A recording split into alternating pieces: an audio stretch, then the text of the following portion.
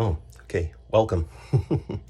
Here I am in the Catskills of New York, and I'm staying at a tiny house.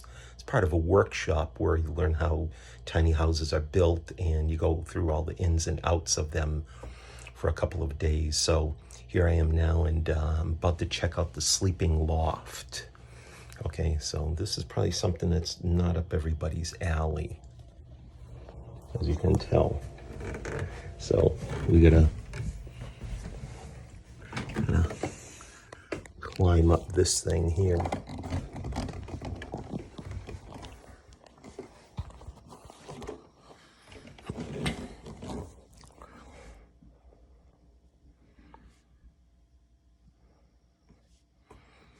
So here are the sleeping quarters. Over in the corner you have your hot water heater, water storage, okay, and the rest of it. Right now I'm not wearing any shoes because the owner requested, because these things, being small, they can get a little bit on the dirty side very quickly. Okay. Here's our shower. There's the composting toilet. Okay. And there's basically with a composting toilet, I know for a fact that you don't pee in it. It's only for number two, so to speak. So here's the little kitchen area, as you can see. Right, and there's like a little toaster, oven, microwave, water. We have a 2-burner stove, gas powered, I should say. One large burner and one smaller burner. This is the back porch, so to speak, and you can probably see out there a little burning pit. This here is kind of neat, all right? Here's like your breakfast nook table, all right? You just lift it up and it locks in place, okay? When you get down, plop on the floor here. And again, and if you want to, once you're done with eating, you just kind of undo this, and then it kind of goes back into place. Being a small or a tiny house, every square inch has its precious value, so to speak. Okay, so like I said, I'm gonna learn all the ins and outs of this, and the sleeping loft can be cordoned off with this like farm type door. Okay, it is a little bit on the low side, all right, but that's all right. Doesn't kill me.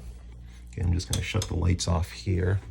Okay, and then what I can do here also, say somebody's cooking or you're cooking, you can also use the French, well, it's not really a French door, but it's a sliding door. Cover that up. And this is like the main living area. Okay, as you can see. An old pot-belly wood stove here. All right. Of course, I don't think we're going to need it. It's like 83 degrees outside, and I know already this tiny house is a little, I'm not saying stuffy, but it is very warm. Okay. I noticed that up in the sleeping loft area, I probably feel more comfortable if there was like maybe even like a little bit of a guardrail there. Not that I'm going to fall off, but I can see where a little kid could fall off. And I would also like to have some kind of ventilation, like way in the corner over there, maybe a nice window with a fan. All right.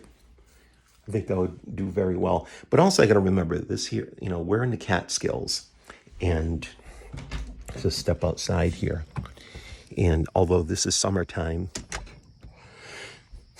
it's very warm. I do know that come winter, this area is probably inundated with a lot of snow. All right. There's the owner's tiny house, right? Of course, I think it's a little bit fancier, so to speak. And then there's a yurt where it conducts the classes. And So tonight, I'm not sure what we're going to do. There's a few other people coming in, and the ladies kind of have first dibs as far as where they want to like stay. So I'm not sure if I'm going to stay here or if I'm going to stay in one of the sleeping lofts of that particular tiny house, or even in the yurt itself. Okay, so anyways, I thought I'd kind of chit chat with you about that, and I should say leave that bit of information. So on that note, so I'm thinking through this. I'm wondering, coming say from a carpentry angle, what kind of skills would you need to build such a structure? I mean, would it be difficult? Would it be easy? Something tells me that it might be a little bit more difficult than what you think, only because when something is smaller, the room from the error, the margin for error is very small. If you built, say, like a 2,000 square foot home, 2,500 square foot home, and you're off by an eighth or a quarter inch, it's probably not a big deal. But something tells me a small home like this, all right, a tiny house as it's called, something tells me that, if you're off on your measurements by a quarter of an inch, it will really stand out. I could be wrong, all right? Hey, maybe that's something for your instructors to talk about, okay? Get some feedback from them. I talked with the owner, and there's quite a few birds around here. There's a lot of bird life, and there was a porcupine living underneath the little tiny house here, which is really not a good thing, because what do porcupines like to do? They like to eat wood, all right? And they can really ruin your day, so to speak, okay? So on that note, take care.